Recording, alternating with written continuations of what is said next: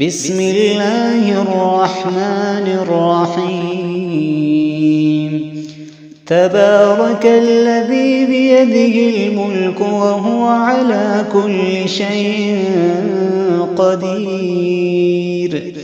الذي خلق الموت والحياة ليبلوكم أيكم أحسن عملا وهو العزيز الغفور الذي خلق 7 سماوات طباقا ما ترى في خلق الرحمن من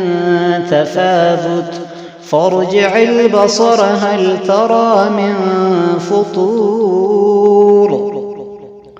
ثم ارجع البصر كرتين ينقلب إليك البصر خاسئا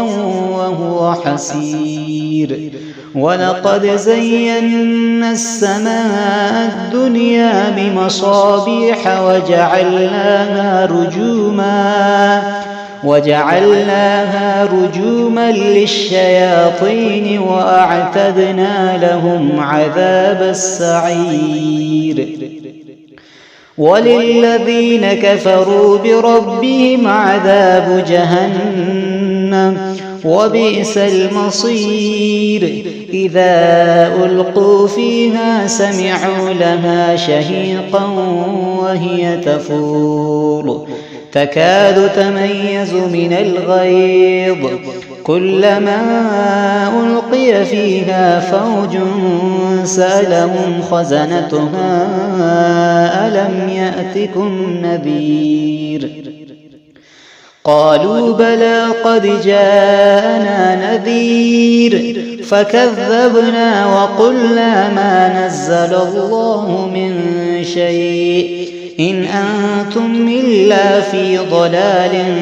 كبير وقالوا لو كنا نسمع أو نعقل ما كنا في أصحاب السعير فاعترفوا بذنبهم فسحقا لأصحاب السعير إن الذين يخشون ربهم بالغيب لهم مغفرة وأجر كبير وأسروا قولكم أو اجهروا به إنه عليم بذات الصدور ألا يعلم من خلق وهو اللطيف الخبير هو الذي جعل لكم الأرض ذلولا فامشوا في مناكبها وكلوا من رزقه وإليه النشور آمنتم من في السماء أن يخسف بكم الأرض فإذا هي تمور أم أمنتم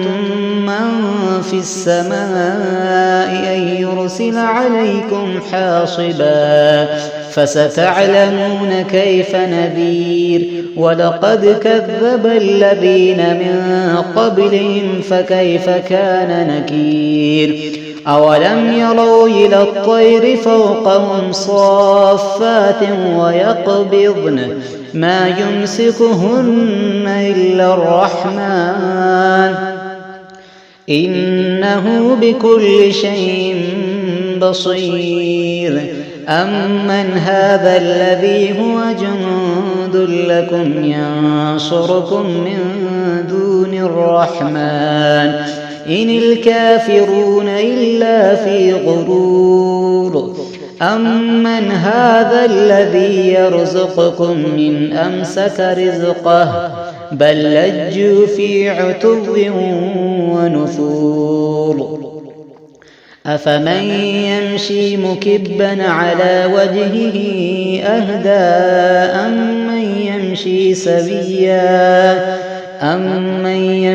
سويا على صراط مستقيم قل هو الذي أنشاكم وجعل لكم السمع والأبصار والأفئدة قليلا ما تشكرون قل هو الذي ذراكم في الأرض وإليه تحشرون ويقولون متى هذا الوعد إن كنتم صادقين قل إنما العلم عند الله وإنما أنا نذير مبين فلما رأوه زلفة سيئت وجوه الذين كفروا وقيل هذا الذي كنتم به تدعون قل أرأيتم إن أهلكني الله ومن معي أو رحمنا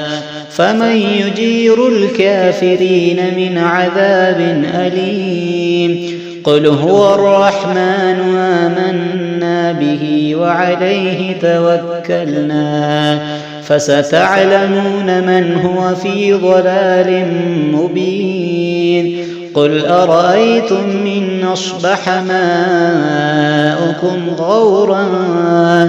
ماؤكم غورا فمن